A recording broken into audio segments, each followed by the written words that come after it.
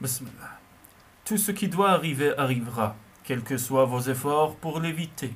Tout ce qui ne doit pas arriver n'arrivera pas, quels que soient vos efforts pour l'obtenir. Ramana Maharishi. J'ai remarqué que même les gens qui affirment que tout est prédestiné et que nous ne pouvons rien y changer, regardent avant de traverser la rue. Stephen Hawking. San Francisco, 1976. Eliot a 30 ans. Octobre, novembre, décembre. Troisième mois sans nouvelles du futur. En apparence, la vie avait repris son cours normal.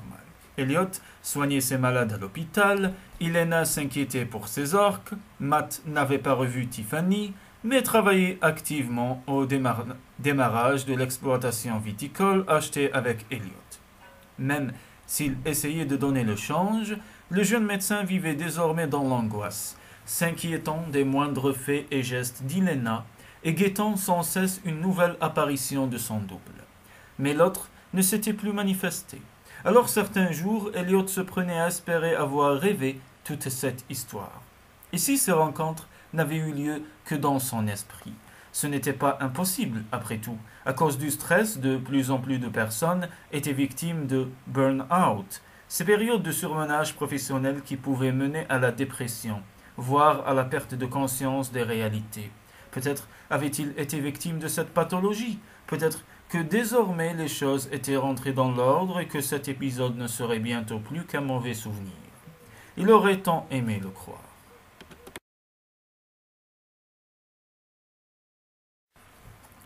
Bismillah. L'hiver avait pris ses quartiers à San Francisco, figeant la ville dans un froid et une grisaille que seuls venaient égayer les illuminations de Noël. En ce matin du 24 décembre, Eliot arriva à l'hôpital de bonne humeur. C'était sa dernière garde avant les vacances. Helena devait le rejoindre dans la soirée et demain, ils partiraient ensemble à Honolulu pour une semaine de farniente sous les cocotiers. Le jour n'était pas encore levé quand une ambulance arriva en trombe sur le parking de l'hôpital. À son bord, une civière et sur la civière, une femme grièvement brûlée. Tout avait commencé une demi-heure plus tôt, lorsque les pompiers s'étaient déplacés pour éteindre un début d'incendie dans un immeuble d'Haight Ashbury. C'était un bâtiment ancien et délabré que squattaient parfois les junkies. Là, sur le coup des 5 heures du matin, au pire moment d'un bad trip à l'héros, une jeune femme s'était renversé un bidon d'essence sur le corps avant de craquer une allumette. Elle s'appelait Emily Duncan.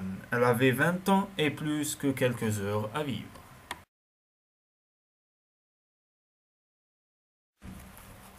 Les urgences ayant besoin d'un chirurgien, Eliot fut appelé en renfort immédiatement. Lorsqu'il se pencha pour examiner la patiente, il ressentit un choc devant l'atrocité des blessures.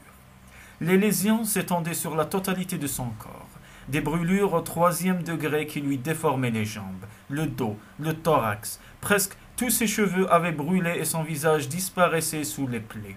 Sur son buste et sa poitrine, une large brûlure constrictive semblait la dévorer, rétrécissant son thorax jusqu'à l'étouffer. Pour lui permettre de mieux respirer, Eliot choisit de pratiquer 2 incisions latérales, mais au moment d'approcher le bistouri de son torse, il sentit sa main marquer un mouvement de recul. Alors, il ferma les yeux une seconde, cherchant à faire le vide pour retrouver sa concentration. Finalement, le professionnalisme reprit le dessus sur son émotivité et il put commencer l'intervention sans trembler.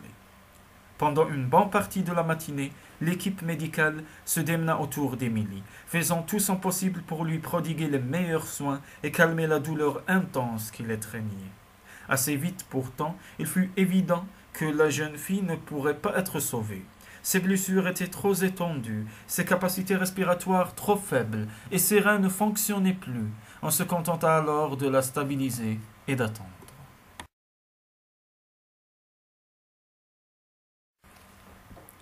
En début d'après-midi, lorsqu'Eliot poussa la porte de la chambre d'Emily, il la découvrit recouverte de bandages et cernée par les perfusions. Il fut étonné par le calme étrange qui régnait dans la pièce, comme un prélude à une veillée funèbre, seulement troublée par les battements de cœur qui s'échappaient du moniteur. Elliot s'approcha du lit et regarda la jeune femme. Sa tension restait inquiétante, même si les effets de l'héroïne s'étaient dissipés et qu'elle semblait avoir repris conscience. Suffisamment peut-être pour comprendre qu'elle était condamnée. Il prit un tabouret et s'assit en silence près de cette fille qu'il ne connaissait pas et pour laquelle il ne pouvait plus rien faire. On ne lui avait découvert aucune famille et personne n'était là pour l'accompagner dans son dernier combat. Elliot aurait préféré être ailleurs, mais il n'évita pas ce regard désespéré qui s'accrochait au sien. Il y lisait de la terreur, mais aussi des questions auxquelles il n'avait pas de réponse. À un moment, elle essaya de murmurer quelque chose à son intention. Il se pencha vers elle, souleva le masque à oxygène et crut entendre « J'ai mal ». Pour calmer la douleur, il décida d'augmenter la dose de morphine. Il allait le consigner par écrit lorsqu'il comprit soudain qu'Emily n'avait pas dit « j'ai mal » mais « j'ai peur ». Que pouvait-il répondre à ça? Que lui aussi avait peur, qu'il regrettait de ne pas être capable de la sauver, qu'un jour, comme aujourd'hui, la vie lui paraissait ne pas avoir de sens? Il aurait aimé tout, à la fois, la prendre dans ses bras, et en même temps lui clamer son indignation. Pourquoi ce geste de folie? Par quel enchaînement de circonstances se retrouve-t-on dans un squat minable, drogué au dernier degré? Quelle douleur justifiait que l'on s'asperge d'essence pour se faire cramer quand on n'a même pas 20 ans? Il aurait aimé lui crier tout cela, mais ce n'est pas ce que sont censés faire les médecins dans les hôpitaux. Alors il se contenta de rester avec elle, l'entourant de toute la compassion dont il était capable, car il n'y avait personne d'autre pour le faire. On était la veille de Noël, l'hôpital tournait en sous-effectif et surtout, le système n'avait pas prévu ça. Le système était prévu pour soigner, pas pour accompagner. Emily respirait de plus en plus mal et frissonnait sans arrêt. Malgré la morphine, Elliot savait qu'elle souffrait atrocement. Il savait aussi que jamais il n'oublierait, ses yeux s'accrochant désespérément aux siens. On croit toujours avoir tout vu dans ce boulot, mais c'est faux. On croit que l'on connaît le pire, mais le pire est toujours à venir, et on trouve toujours pire que le pire.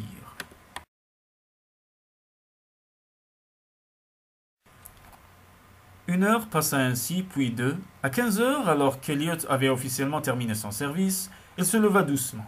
« Je vais revenir, promit-il à Emily. Il sortit dans le couloir et appela l'ascenseur. Il fallait qu'il prévienne Helena, qui lui explique qu'elle ne pourrait pas venir la rechercher à l'aéroport et qu'il rentrerait sans doute au milieu de la nuit. Dans le hall, il trouva une cabine téléphonique et composa le numéro de l'Ocean World, en espérant qu'elle ne soit pas encore partie. Il tomba sur le standard et demanda à être mis en communication avec le bureau de la vétérinaire. « Allô » fit la voix d'Helena. « Salut » commença-t-il. Avant de prendre conscience qu'il parlait dans le vide, il tourna la tête. Quelqu'un avait plaqué sa main sur l'interrupteur et venait d'interrompre la conversation. Son double. « C'est aujourd'hui » le prévint le vieil homme. « Aujourd'hui qu'Helena doit mourir. »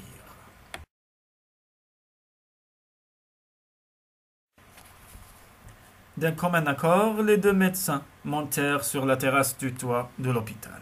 À des âges différents, ils étaient venus ici pour fumer leurs cigarettes sans avoir à endurer les regards réprobateurs de leurs collègues. Ici, au moins, ils savaient qu'ils seraient à peu près tranquilles. Tandis qu'Elliot s'agitait dans tous les sens, pressé d'en apprendre davantage, son double lui mit une main ferme sur l'épaule. « Il ne faut pas que tu passes ce coup de téléphone. Pourquoi ? Parce que Helena ne va pas comprendre. Quoi ? Que tu la délaisses pour rester avec une patiente alors que tu as fini ton service. Tu ne l'as pas vue depuis 3 semaines. Elle attend que tu viennes la chercher à l'aéroport et que vous passiez la soirée ensemble. » Elliot essaya de se justifier. « Cette jeune femme, c'est terrible ce qui lui arrive. Elle n'a plus personne et... »« Je sais, » compatit le vieil homme. « Il y a 30 ans, je l'ai veillée toute la nuit et jamais je ne l'ai oubliée. » Sa voix s'était chargée d'émotion. Il continua. Mais au petit matin, alors que je quittais l'hôpital, une nouvelle terrible m'attendait. La femme que j'aimais était morte. Elliot écarta les bras en signe d'incompréhension. Quel rapport entre cette patiente et la mort d'Helena? Je vais tout te raconter, promit le vieil homme. Je veux juste être certain que notre pacte tient toujours. Toujours, rassura Elliot.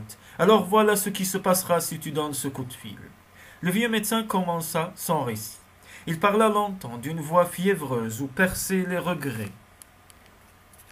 Pour mieux l'écouter, Elliot avait fermé les yeux. Dans son esprit, les images défilèrent comme dans un film.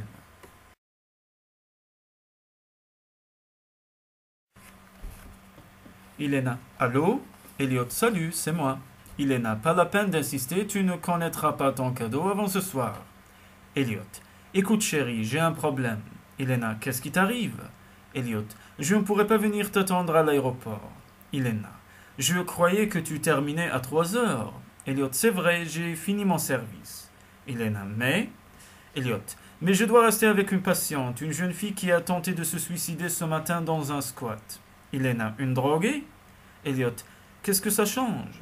Elena. Si je comprends bien, tu es en train de me dire que tu passes la soirée de Noël à l'hôpital avec une junkie que tu ne connais pas depuis quelques heures. Elliot. Je fais seulement mon travail. Elena. Ton travail? Mais tu crois que tu es le seul à avoir un travail? Elliot. Écoute, Elena, je suis fatigué de t'attendre, Elliot. Elliot. Pourquoi tu réagis comme ça? Elena. Parce que ça fait 10 ans que je t'attends et tu ne t'en aperçois même pas. Elliot. On reparlera de tout ça demain matin. Elena. Non, Elliot. Je ne viens plus à San Francisco. Rappelle-moi le jour où tu seras sûr de vouloir faire ta vie avec moi. Elliot demeura plusieurs minutes devant la cabine téléphonique. 3 fois. Il prit le combiné dans sa main, prêt à rappeler Elena pour s'excuser et pour tenter d'arranger les choses. Pourtant, il ne le fit pas, car il était incapable d'abandonner la jeune femme en train d'agoniser 2 étages plus haut. Elena attendit une demi-heure devant le téléphone, puis, comprenant qu'Elliot ne rappellerait pas, elle déchira rageusement son billet d'avion et le fourra dans la corbeille. Dans la corbeille aussi, le cadeau qu'elle lui avait acheté et dont il ne verrait jamais la couleur. Une montre gravée à ses initiales. Elle sortit de son bureau, complètement abattue, et se réfugia dans les jardins privés du parc, où elle pleura toutes les larmes de son corps, devant les flamants roses et les alligators qui se foutaient pas mal de son chagrin. Puis, elle décida d'annuler ses congés et de reprendre son travail. Elle consacra la fin de son après-midi à sa tournée habituelle, comme si de rien n'était. Il faisait nuit depuis longtemps lorsqu'elle termina ses inspections par une visite à son orque préféré. « Hello, Anushka. Ça ne va pas fort pour toi non plus, n'est-ce pas ?» Depuis quelques jours, la doyenne des orques de l'Ocean World était dépressive, refusant de se nourrir et de participer au spectacle. Son aileron était flasque et sa docilité avait fait place à une agressivité envers ses soigneurs et les autres orques qui partageaient son bassin. La cause de son comportement n'était pas à chercher bien loin. Âgée de 8 ans à peine, sa fille Erika lui avait été arrachée pour participer en Europe à un programme de reproduction des cétacés. Un voyage en avion de plus de 20 heures dans une boîte en ferraille sans même un soigneur pour la rassurer. Une aberration. Elena avait fait tout son possible pour s'opposer à ce transfert, mettant en avant les conséquences traumatisantes d'un tel déracinement, expliquant que les membres d'un pod, communauté d'orques voyageant ensemble, ne se séparaient jamais en milieu naturel. Mais pour des raisons financières, la direction n'avait pas suivi ces recommandations. Les parcs aquatiques anticipaient en effet une prochaine interdiction de capture des cétacés en cherchant à développer les naissances en captivité.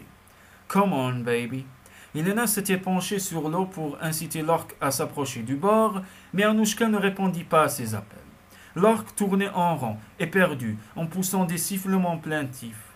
Elena craignait une chute de ses défenses immunitaires. Malgré les apparences, ces mastodontes étaient fragiles, à la merci du moindre microbe. Les infections rénales et pulmonaires étaient monnaie courante.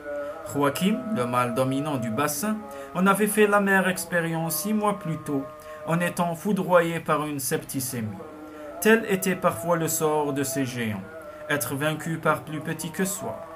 De plus en plus souvent, Elena se sentait mal à l'aise à propos de la captivité des cétacés. Prisonnier entre 4 murs, barbotant dans une eau traitée aux produits chimiques, nourrie aux vitamines et aux antibiotiques, les dauphins et les orques des parcs aquatiques n'avaient pas la vie idéale que l'on voulait bien décrire aux visiteurs. Quant au spectacle, ils étaient certes impressionnants, mais ne constituaient-ils pas une sorte d'insulte à l'égard de cette espèce dont les capacités cognitives n'étaient pas si éloignées de celles de l'être humain? Soudain, sans raison apparente, Anouchka se mit à charger, donnant de violents coups de tête contre la rambarde métallique du bassin. Ne fais pas ça, ordonna Ilena en plongeant précipitamment une perche pour repousser l'animal. Elle avait déjà vu des orques avec des tendances suicidaires et il était clair qu'Anouchka cherchait à se blesser volontairement. Inquiète, elle lui jeta quelques poissons pour la détourner de son funeste projet. Tout doux, ma belle. Progressivement, les assauts de l'animal perdirent de leur puissance et Anouchka sembla retrouver son calme. C'est bien, Anouche, fit Ilena, un peu plus rassurée, jusqu'à ce qu'elle aperçoive un long filet de sang colorer la surface de l'eau. Oh non! À force de s'infliger des coups, l'orque s'était blessé. La jeune soigneuse se pencha sur l'eau. À première vue, la blessure se situait au niveau de la mâchoire de l'animal. Ilena aurait dû respecter la règle d'or des soigneurs, ne jamais solliciter une orque lorsque celle-ci est agressive et ne l'accompagner dans l'eau que si l'on est certain de sa complicité. Elle aurait dû activer le signal d'alarme, elle aurait dû prévenir ses collègues, elle aurait dû... Mais encore sous le choc de sa dispute avec Elliot, Ilena avait baissé la garde, et elle plongea dans le bassin où Anouchka avait repris sa rente frénétique. Lorsqu'elle sentit qu'Ilena venait dans sa direction, lui sauta dessus d'un seul coup, ouvrant la gueule comme pour la mordre avant de l'entraîner vers le fond. Ilena se débattit, mais l'orque était la plus forte. Chaque fois que la jeune femme refaisait surface, l'animal l'enfonçait sous l'eau sans lui laisser le moindre répit.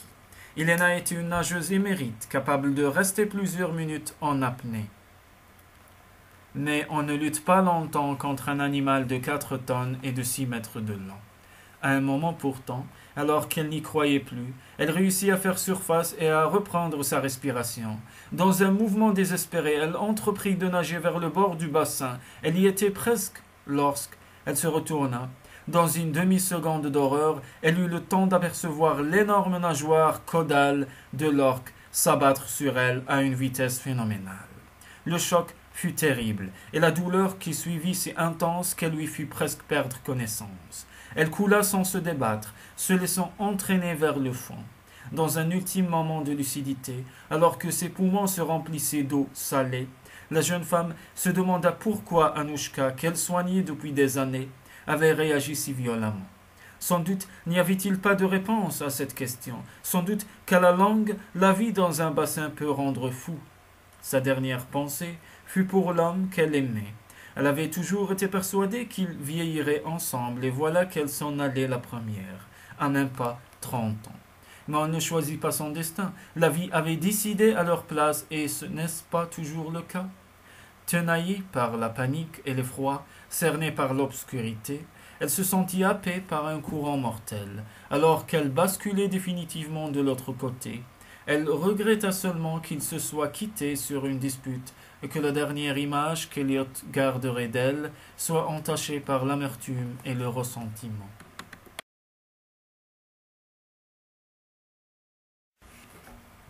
Le vent soufflait son haleine glacée sur le toit de l'hôpital. Comme au sortir d'un cauchemar, Elliot ouvrit les yeux tandis que son double achevait son effrayant récit. Les deux hommes restèrent sans parler, l'un terrifié par ce qu'il venait d'apprendre, l'autre encore sous le choc de ce qu'il avait raconté.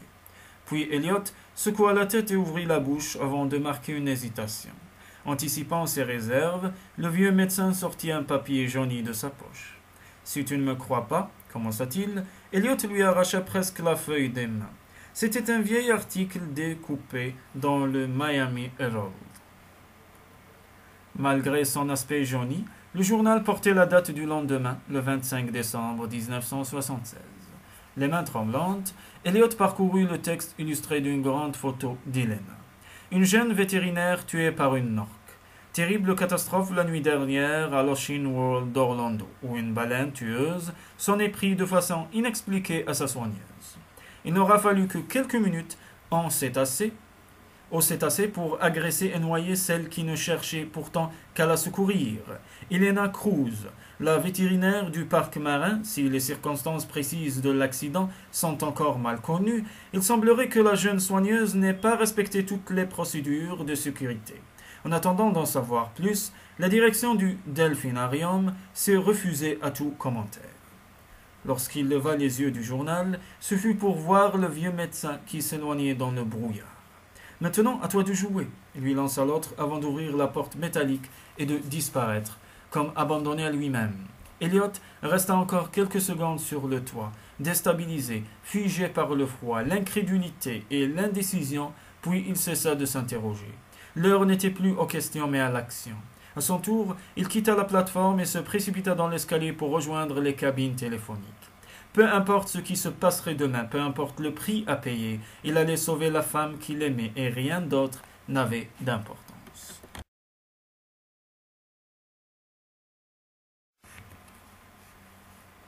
Il déboula dans le hall d'entrée, lancé comme un missile, bouscula quelques collègues avant de s'emparer d'un combiné de composer le numéro d'Helena. Tonalité, première sonnerie, les secondes qui semblent des minutes, puis enfin une voix. Helena, allô? Elliot, salut, c'est moi. Helena, pas la peine d'insister, tu ne connaîtras pas ton cadeau avant ce soir. Elliot, écoute, chérie. Helena, qu'est-ce qui t'arrive? Elliot, rien, je viens te chercher tout à l'heure à l'aéroport comme prévu. Helena, j'ai hâte de te voir. Elliot, moi aussi. Helena, tu as une voix bizarre, tu es sûr que ça va? Elliot, maintenant, ça va.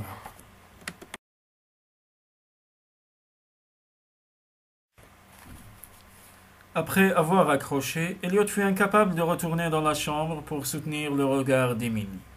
La jeune brûlée qui n'en finissait pas d'agoniser, il demanda seulement à l'une des infirmières de garde de passer la voir régulièrement. Puis il enfila son manteau et sortit sur le parking. Y avait-il le moindre sens à ce qu'il venait de faire? Avait-il vraiment changé son futur et celui d'Helena? Suffit-il parfois d'une phrase à la place d'une autre pour faire basculer son destin? Toutes ces questions se télescopaient dans sa tête, tandis qu'il regagnait sa voiture. Machinalement, il alluma une cigarette et mit les mains dans ses poches pour se réchauffer. Là, il sentit l'article de journal qui traînait au fond de son caban. Alors, il eut comme une inspiration. S'il avait changé l'avenir, Helena n'avait pas eu son accident. Donc, aucun journaliste n'avait écrit cet article. Donc, cet article n'existait pas. Intrigué, il sortit la feuille jaunie de sa poche, la déplia, la tourna et la retourna. Aussi incroyable que ça puisse paraître, le contenu du journal n'était plus le même. Quand par magie, la photo d'Helena avait disparu et au lieu de l'article relatant la mort de la jeune soigneuse, un autre fait divers barrait la une. Ocean World, décès d'une des orques. Anushka, la doyenne des orques de l'Ocean World d'Orlando, est décédée cette nuit des suites d'une plaie à la mâchoire après une collision contre la paroi métallique du bassin. Une blessure qu'elle semble s'être infligée elle-même. Interrogée, la direction du delphinarium admet que l'orque a peut-être agi par désespoir. Le parc venait en effet de lui retirer sa fille pour la vendre à un autre zoo. L'Ocean World ouvrira normalement ses portes aujourd'hui. Aucun membre du personnel n'a été blessé.